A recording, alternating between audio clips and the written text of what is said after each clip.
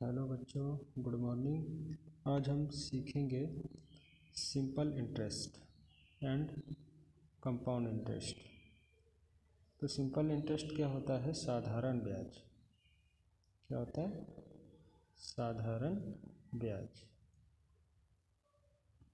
और compound interest क्या होता है? चक्रवृद्धि ब्याज।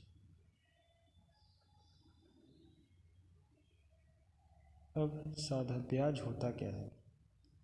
जैसे मान लीजिए हमने किसी से 100 रुपये उधार लिए। कितने रुपये? 100 रुपये।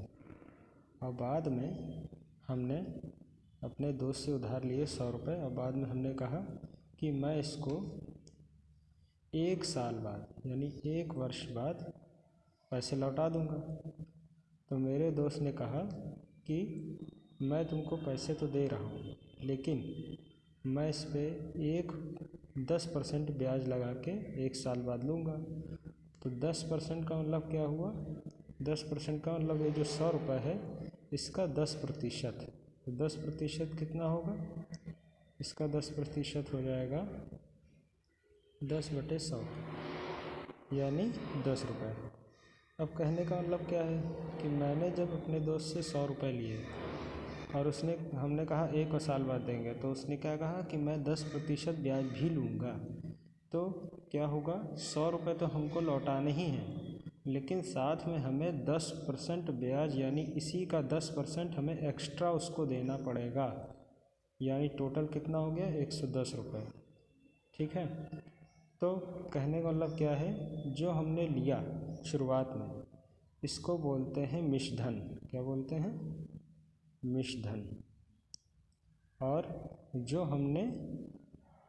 हमें लौटाना है टोटल करके इसको बोलते हैं, नहीं एक मिनट, हाँ, तो जो हमने 100 रुपये जिससे लिया वो हमारा कहलाता है मूलधन। क्या कहलाता है?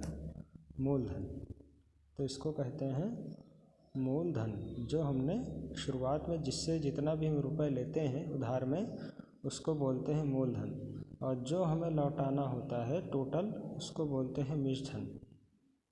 तो मूलधन जो होता है उसको किससे डिनोट करते हैं? उसको P से प्रेजेंट करते हैं। और जो हमारा ब्याज लगता है, अब ब्याज तो आप लोग समझ ही गए होंगे, जो हमारा ब्याज लगता है उसको डिनोट करते हैं R से, R%। यानी R क्या होता है? ब्याज।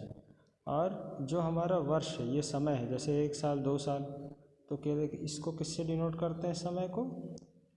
समय को किससे प्रदर्शित करते हैं? T से। ठीक है। तो साधारण ब्याज कैसे निकाला जाता है?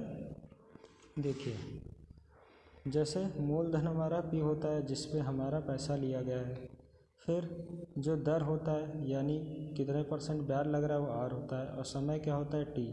तो साधारण ब्याज simple interest P × R × T upon 100। तो मिश्रधन बराबर मूलधन प्लस ब्याज। अभी क्या बताया? अभी हमने यही तो बताया कि जैसे 100 रुपये है और उसने कहा कि हम 1 साल बाद जो है 10 रुपये जोड़ के लेंगे, तो 100 + 10। तो इसका मतलब क्या हुआ? ये जो मूलधन था P, यही मूलधन तो यहाँ भी है, और ये क्या है? ये हमारा है ब्याज। तो जो हमारा फॉर्मूला है वो क्या बनेगा? ब्याज बराबर मिश्रधन माइनस मूलधन। ठीक है, नहीं, मिश्रधन बराबर मूलधन प्लस ब्याज, ये वाला। तो ये जो मिश्रधन है, ये मिश्रधन बराबर क्या होगा? ये पूरा मिश्रधन होगा।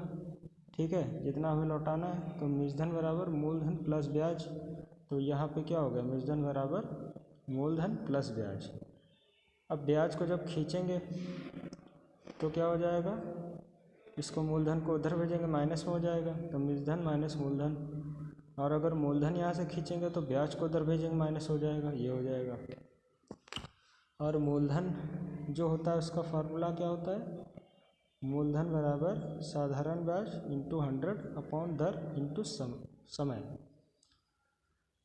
तो मेन जो साधारण ब्याज का फार्मूला है वो ये है, साधारण ब्याज = P × R × T।